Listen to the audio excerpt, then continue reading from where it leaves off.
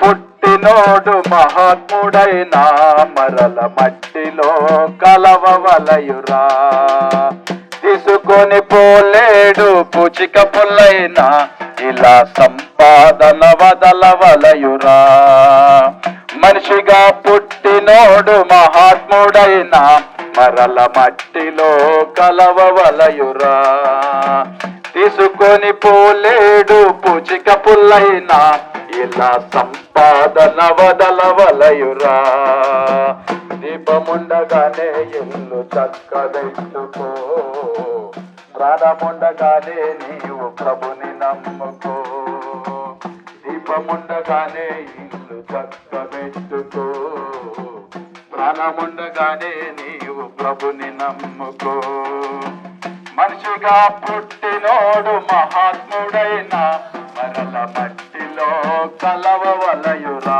ఈ మూల మీద తీసుకొని పోలేడు పూచిక పుల్లైనా ఇలా సంపాదన వదలవలయురా. ఒకేసారి జన్మిస్తే 2 సార్లు చావాలి, ఆరిపోని అగ్నిలో యుగ యుగాలు కాలాలి. ఒకేసారి జన్మిస్తే 2 సార్లు చావాలి, ఆరిపోని అగ్నిలో యుగ యుగాలు కాలాలి. క్రీస్తులో పుట్టినోడు 2వ మారు, స్వర్గానికి ఆయనతో వారసులవుతారు. క్రీస్తులో పుట్టినోడు 2వ మారు, స్వర్గానికి ఆయనతో వారసులవుతారు. మనిషిగా పుట్టినోడు మహాత్ముడైన మరల మట్టిలో కలవవలయురా. తీసుకొని పోలేడు పూచిక పుల్లైనా ఇలా సంపాదన వదలవలయురా. జన్మనిచ్చిన వాడు యేసుక్రీస్తు దేవుడే, జన్మించక ముందే నిన్నెరిగిన నాదుడే. జన్మనిచ్చిన వాడు యేసుక్రీస్తు దేవుడే, జన్మించక ముందే నిన్నెరిగిన నాదుడే. ఆయనను నమ్మి పునర్జన్మ నొందితే ఆ జన్మకు నిజమైన అర్థముందిలే. ఆయనను నమ్మి పునర్జన్మ నొందితే ఆ జన్మకు నిజమైన అర్థముందిలే. కాబట్టి సహోదరుడా సహోదరి, ఈ పాలడుగు గ్రామ ప్రజలకు గొప్ప సువార్తమానము తీసుకొచ్చినాం. ఏందయ్యా అంటే, మనిషిగా పుట్టిన ప్రతి మనిషి మట్టిలో కలవక తప్పదు. చెప్పే నేనైనా వినే మీరైనా ప్రతి ఒక్క మనిషి మరణిస్తాడు.